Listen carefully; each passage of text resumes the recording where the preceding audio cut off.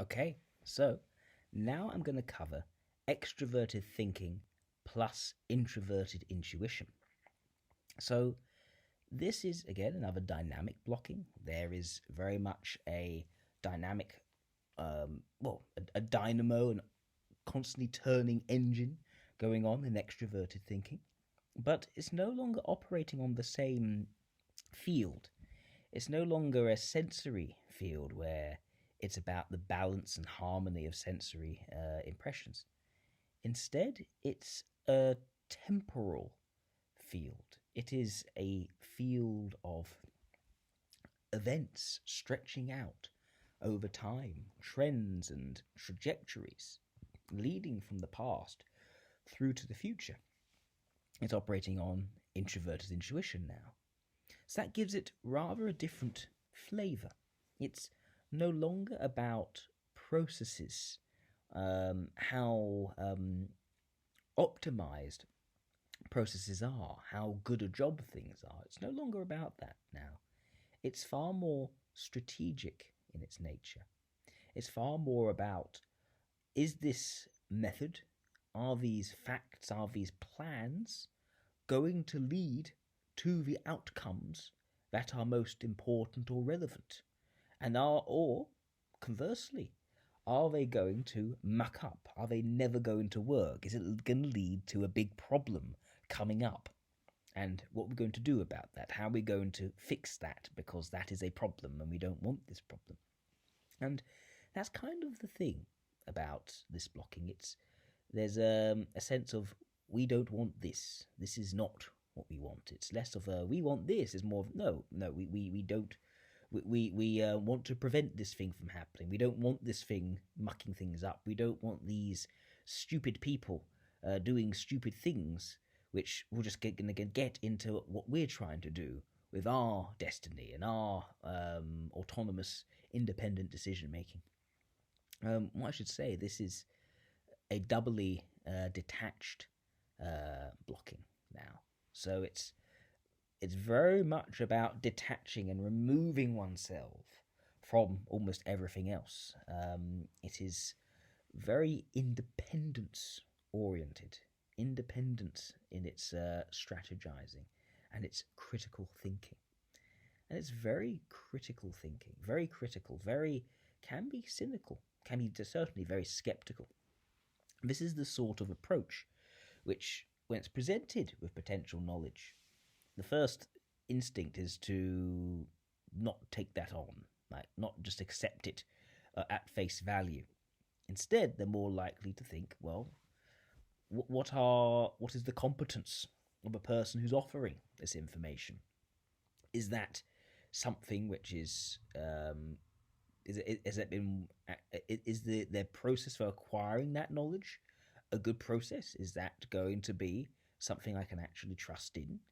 Or is that person a bit of an idiot? And if that person's a bit of an idiot, why am I going to take what they say very seriously?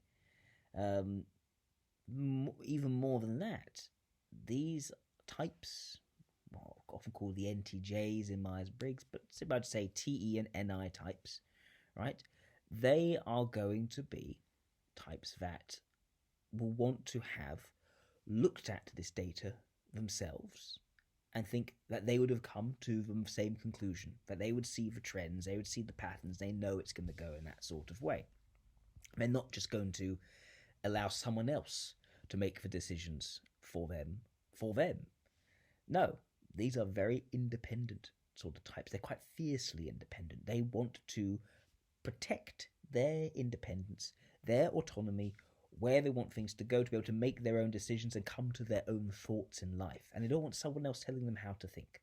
They won't allow people to try to induct them into a way of thinking and the way of being. They are going to be very skeptical to all of that. When someone presents a perfected theory of everything, they're going to say, well, here are all the flaws, here are all the problems. And this is why it doesn't work that way. It's not as simple as that.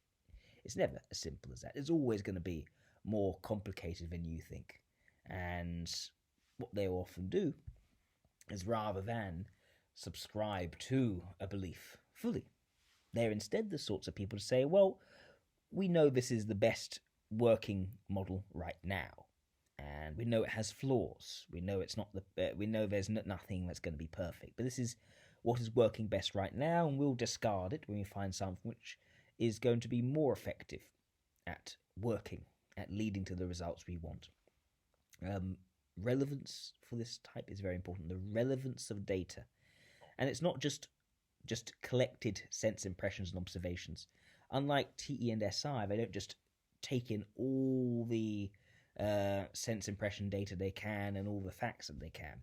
Instead, it's very much about what of this data is actually relevant and what of this data is actually trivial. We don't have to think about it so much. That's not about creating an ideology or a structure. It's not whatever coheres the ideology. That's what we focus on, and everything else that contradicts it, well, we're going to ignore that. That's not what it's about. It's still pragmatic. It's still very data-driven. But it's about where the type decides to focus, because the point is some information is not going to help us in any sort of way. There's no use for this trivia information. They can still absorb the information, certainly, but they want there to be some sort of sense that this is going to lead to something important. This is going to help me in managing my destiny and taking aspects of my life forwards and my decisions going towards the outcomes I want. And always the outcome is going to be eventually being able to maintain my independence of thought, of being, and character from all these other elements which are going to try to assimilate me and make me part of the Borg when I don't want to. I want to be separate from all that. I want to be independent from all these ways of sort of controlling my thinking and managing my behavior and making decisions on my behalf, and sort of stripping away my own competence and my own capabilities and the things which I've been able to achieve by applying my thinking and looking ahead and seeing the outcomes, the risks, the potential rewards, but predominantly what the outcomes are that are actually going to work versus those things which are never going to work. And these types, when they're not trying to independently achieve things for themselves, and they're not trying to essentially build up their own achievements and not be controlled by others, they can also be someone who can advise others very well and very effectively. They are very comfortable putting on the black hat, you could say, the black hat in sort of De Bono's hats, the person who can look at things and say, well, here are the problems. These are not types that tend to mince words.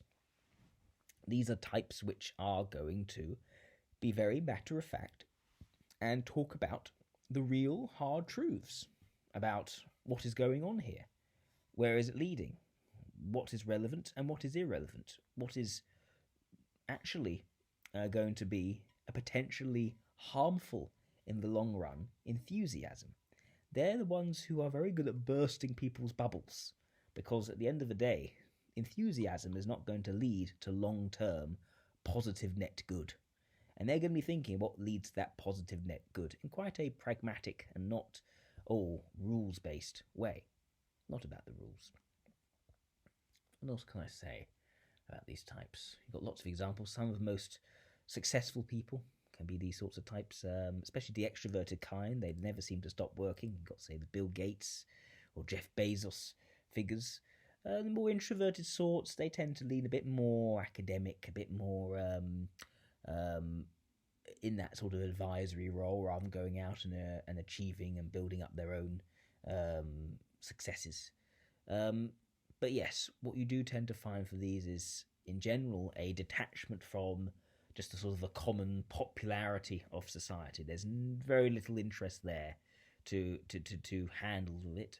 And when they are handling that sort of social positivity of society, it's very much, oh, do I have to do this? I'll do this just to survive. They'd rather get out and get away from that so they can be actually making their own decisions. Being able to make their own decisions, to think for themselves is so important. And that's why when you look at sort of some aspects of OP, for instance, or some aspects of Jungian cognitive functions, and they say that extroverted thinking types, they form their views from the consensus, the accumulated shared understanding. And introverted thinking, they're the ones who really think for themselves. Not really. When it comes to extroverted thinking, introverted intuition, there is no more independently minded approach. It's independently minded for the sake of being independently minded. It inherently does not trust what other people are going to be coming up with and offering to them.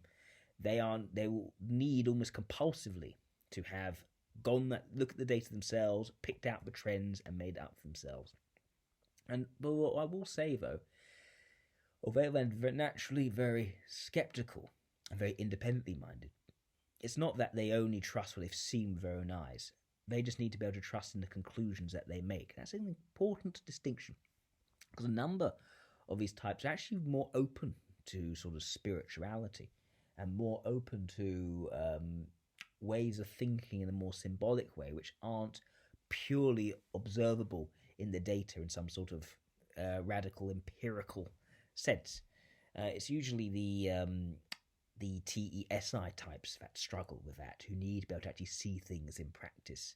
TNI doesn't need to see it in practice. They just need to be able to have data where, through their more inferential, intuitive leaps, they can see that leading in a relevant and important or significant direction. It has signal. It's not noise. And sometimes that can be more spiritually inclined. Think of, say, Jordan Peterson, someone who's very deeply symbolic in his nature. I think about how he sort of clashed in his discussion with Richard Dawkins, who I'd say is more TE and SI, who struggles very much with symbolic and spiritual approach to how he handles his data. So yeah, that's how I talk about the TE and NI when it's put together. I hope that was helpful.